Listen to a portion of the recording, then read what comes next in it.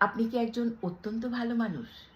এত বেশি ভালো মানুষ যে কেউ যখন আপনার সাথে খুব খারাপ ব্যবহার করে, আপনাকে অপমান করে, অত্যাচার করে, মিন হয়, তারপরেও আপনি তার জন্য ভালো কাজই করতে থাকেন। তাকে খুশি করার জন্য আপ্রাণ চেষ্টা করেন এবং মনে, মনে একটা আশা করেন যে একদিন হয়তো তার মধ্যে এই উপলব্ধি আসবে যে আপনি তার জন্য এত ভালো ব্যবহার করছেন এবং তার আচরণ আপনার প্রতি অনেক খারাপ হচ্ছে এবং এটা বুঝে সে ঘুরে দাঁড়াবে এবং আপনার প্রতি ভালো ব্যবহার করতে শুরু করবে। এই মনের মধ্যে আশাটা নিয়ে আপনি তার জন্য আপ্রাণ চেষ্টা করতেই থাকেন। এটাকে বলা হয় ট্রমা রেসপন্স অথবা ফাউলিং। আপনি আপনার এই আচরণটা পিপল প্লিজিং যে সিমটমস বা টেন্ডেন্সি আছে আপনার ভেতরে, সেটার কারণেই আপনি এই আচরণটা করে থাকেন। এই ট্রমা আপনার একেবারেই ছোটোবেলা থেকে এবং এই ব্যবহারটাও আপনি একেবারেই ছোটোবেলা থেকে শিখেছেন। এটা একটা ম্যাগাজিন বাতায়ন। বাতায়নে আমি এই পিপল প্লিজিং নিয়ে একটা আর্টিকেল লিখেছি। এটা বের হয়েছে এবছর ঈদের আগে দিয়ে। তো এইখানে আমি আপনাদেরকে জাস্ট কয়েকটা সিমটমস একটু বলে নেব, যাতে করে আপনি নিজেকে চিনতে পারেন যে আপনার মধ্যে এই সিমটমসগুলো আছে কিনা, কিংবা আপনার পরিচিত কারোর মধ্যে, আপনার মায়ের মধ্যে, বাবার মধ্যে, ভাই বোন, বন্ধু বান্ধব কারোর মধ্যে যদি থাকে, তাদেরকে সাহায্য করুন, নিজেকে সাহায্য করুন। এই ম্যাগাজিনটা কিনুন এবং এই টপিকটা পড়ুন। জাস্ট কতগুলো লক্ষণ বলছি। আপনি চান সবাই আপনাকে পছন্দ করুক। আপনি অতিরিক্ত ক্ষমা চান বা বারবার সরি বলতে থাকেন। অন্য মানুষের ভ্যালিডেশনের মাধ্যমে আপনি নিজেকে মূল্যায়ন করেন। অর্থাৎ কেউ ভালো বললে আপনি ভালো থাকেন, কেউ ভালো না বললেই আপনি খারাপ থাকা শুরু করেন।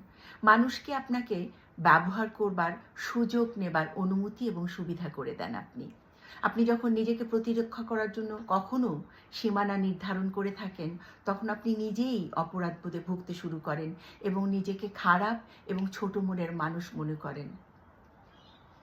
আপনি সংঘর্ষ বা কনফ্লিক্টস ভয় পান। আপনি সবসময় একজন ভালো মানুষ, লক্ষ্মী মেয়ে, লক্ষ্মী ছেলে, ভালো মানুষ এরকমভাবে নিজেকে প্রতিষ্ঠিত করতে চান।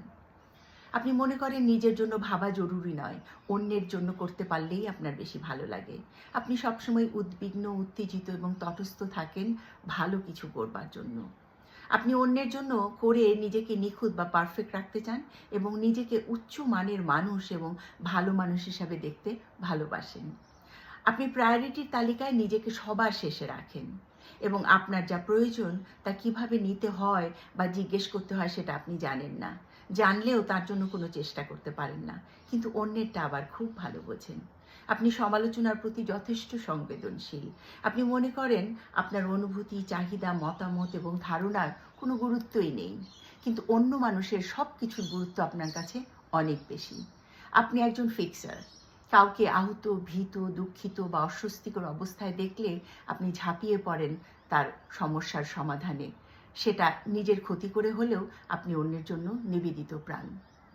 আপনি মনে মনে দুঃখী হন যখন কেউ সবসময় আপনাকে শুধু তাদের মর্জি অনুযায়ী কিছু করতে বলে, আপনার অবস্থান, দক্ষতা এবং ক্ষমতার কোনো বিবেচনাই করে না। কিন্তু আপনি না করতে পারেন না, আপনি না বলতে শেখেননি।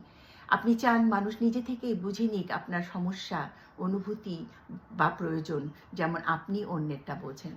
তেমন আপনার জন্য কখনোই হয় না। আমি সত্যিই সাজেস্ট করব এই ম্যাগাজিনটা কিনুন এবং এই টপিকটা পড়ুন। আপনারা সবাই ভালো থাকুন, সুস্থ থাকুন মানসিকভাবে এবং শারীরিকভাবে। ধন্যবাদ।